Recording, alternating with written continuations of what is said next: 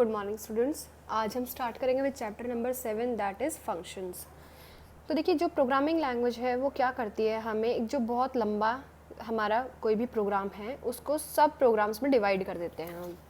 For example, जैसे आप 12th में इंटीग्रेशन करते थे तो एक बहुत बड़ी इंटीग्रेशन आ गई है, तो आप क्या करते थे, उसमें से कुछ सब पार्ट बना लेते थे। जैसे इसको बोल दिया I1 प्लस दूसरे को बोल दिया I2। तो आपने क्या किया, एक बहुत बड़ी कैलकुलेशन को सब पार्ट में डिवाइड कर लिया। फिर I1 को अलग सॉल्व किया, इसका कुछ आंसर आया, सपोज कर ले आंसर है A1। I2 को अलग से सॉल्व किया, इसका आंसर आया है A2। तो आपने फिर लास्ट में जाके क्या किया कि यहाँ पे जाके वैल्यू पुट कर दी कि इसका आंसर जब निकाला तो वो आया A1, दूसरे का आंसर जब निकाला वो आया A2।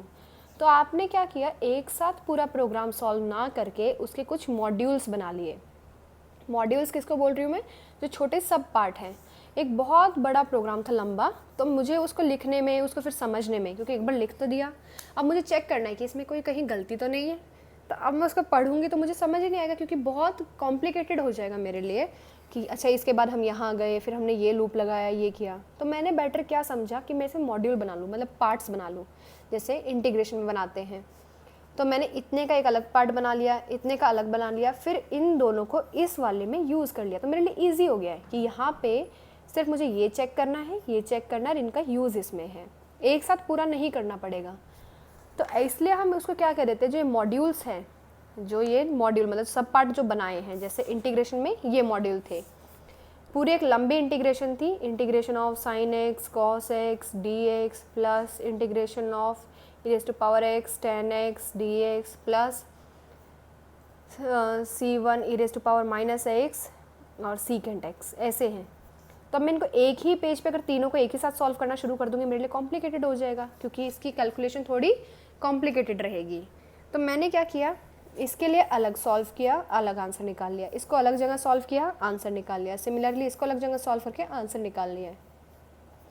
इसको I1 मान लिया, इसको I2 और इसको I3। अब आंसर निकालने के बाद क्या किया है, मैंने ला के उन आंसर को यहाँ पुट कर दिया, तो मेरे लिए काम ईजी हो गया है। तो देखो, जो मैंने ये पार्ट्स बनाए हैं इसको क्या बोलते हैं, मॉड्यूल बोलते हैं सी में। तो हम इसको क्या कह रहे हैं कि ऐसे ही जो मॉड्यूल है उनको हम क्या कहते हैं, फंक्शंस। उसका हम क्या बोलते हैं, फंक्शन। जैसे ये एक फंक्शन, ये दूसरा फंक्शन, ये तीसरा फंक्शन। अब देखो, आपने जैसे पीछे हमने अभी तक जितने भी चैप्टर्स किए तो उसमें आपने printf, scanf, ये दो वर्ड बहुत बार यूज़ किए हैं। तो ये थे क्या, मैंने आपको उस टाइम बता रहे फंक्शन है, प्रिंटिंग के लिए फंक्शन, स्कैनिंग के लिए फंक्शन। तो ये लेकिन फंक्शन कैसे हैं, ये आपने नहीं बनाए हैं, ये पहले से बने हुए हैं। सिर्फ आपको क्या करना है, एक आपने नाम लिखा या फिर एक स्पेलिंग लिखी printf, आपने इसके अंदर जो भी लिखा वो एज इट इज स्क्रीन पे प्रिंट हो गया है। तो ये क्या है, ये पहले से डिफाइंड है, मतलब इसका काम आपने नहीं बताया, किसी ने पहले से बताया हुआ है, सिर्फ आपने इसका यूज़ कर लिया है।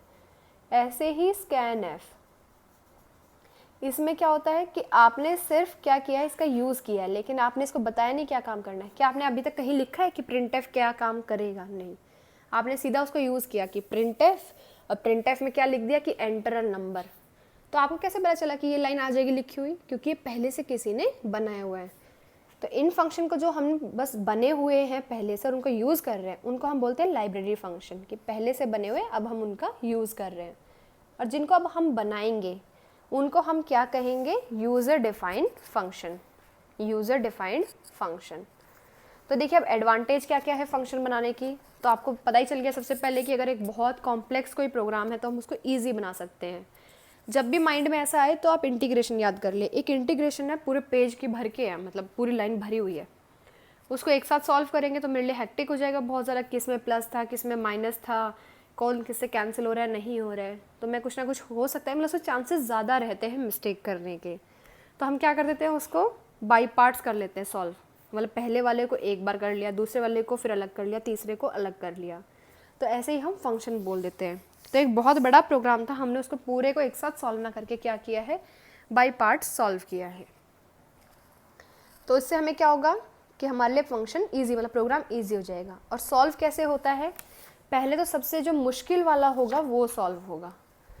फंक्शंस कैसे सॉल्व होते हैं, जैसे मैंने एक ही प्रोग्राम में बहुत सारे फंक्शंस बनाए हैं, तो जो सबसे मुश्किल है, जो सबसे हायर लेवल का है, वो पहले सॉल्व होगा, लोअर लेवल वाला बाद में सॉल्व होगा।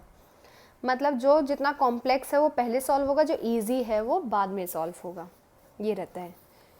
फिर इसमें क्या आ जाता है दूसरा इसका कि हम खुद बना सकते हैं लाइब्रेरी फंक्शन, जैसे प्रिंटफ स्कैनफ तो बने ही हुए हैं, लेकिन मैं ऐसा चाहती हूँ कि मैं एक प्रोग्राम बनाऊँ, मतलब मैं एक फंक्शन बनाऊँ और उसको सब यूज़ कर ले। जैसे प्रिंटफ जिसने पहली बार बनाया उसने कितना अच्छा किया, क्योंकि अब हमें बार बार नहीं बताना पड़ता कि प्रिंटफ में क्या होगा कि जो हम लिखे वो स्क्रीन पे एज इट इज़ लिखा आ जाए। हम सीधा क्या करते हैं, सिर्फ उसका यूज़ कर लेते हैं। तो इसलिए देखिए ऐसे ही इसमें है कि अगर मैं कोई बनाना चाहती हूँ प्रोग्राम तो मैं उसको बना दूँ और बाकी सब उसको यूज़ कर लें, तो ये भी इसका फ़ायदा है। तो देखिए hence a single function can be utilize by many other programs. जैसे प्रिंटफ है तो आप हर प्रोग्राम के अंदर उसको यूज़ कर रहे हो, एक प्रिंटफ को आप कितनी बार यूज़ करते हो, तो जिसने बनाया उसने तो एक ही बार बनाया, लेकिन आप उसको बार बार यूज़ कर रहे हो। फिर आता है, इसने लिख दिया है C program can be built on what other have already done instead of starting all over from scratches. इसका मतलब क्या, देखिए आपने एक बहुत छोटा सा फॉर्मूला से स्टार्ट कर रही हो, ए प्लस बी का होल स्क्वायर क्या होता है, A square plus B square plus A B plus B, यही होता है। या फिर आप इसको डायरेक्टली लिखते हो 2ab। ये क्या आपने बना के दिखाया है मुझे कभी, या फिर आपने खुद सोचा है कि कैसे बना है, नहीं बना है ये फॉर्मूला? आप क्या करते हैं, आपको किसी ने, मतलब किसी ने नहीं, इन द सेंस मतलब आपको ये बताया, आप इसको यूज़ करने लग गए हो कि ये होता है इसके लिए, तो आपके लिए ईजी हो गया ना काम, कि अगर आपको कहीं पे भी ऐसा कुछ दिखता है आप डायरेक्टली लिख देते हो A square plus B square plus 2ab। तो आपके लिए देखो आपको शुरुआत से शुरू नहीं करना पड़ा, जिसने ये बनाया था ये वाला फॉर्मूला उसको तो बहुत ज़्यादा शुरुआत से शुरू करना पड़ा होगा, लेकिन आप क्या करते हो डायरेक्टली यूज़ कर लेते हो।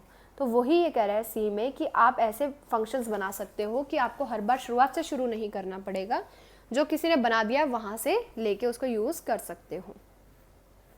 अब देखिए फंक्शंस में मेन क्या आता है, 3 चीज़ें होती है, फंक्शन की डेफिनेशन, फंक्शन की कॉल, फंक्शन का डिक्लेरेशन। तो ये 1 बाय 1 मैं आपको बताती हूँ कैसे होते हैं।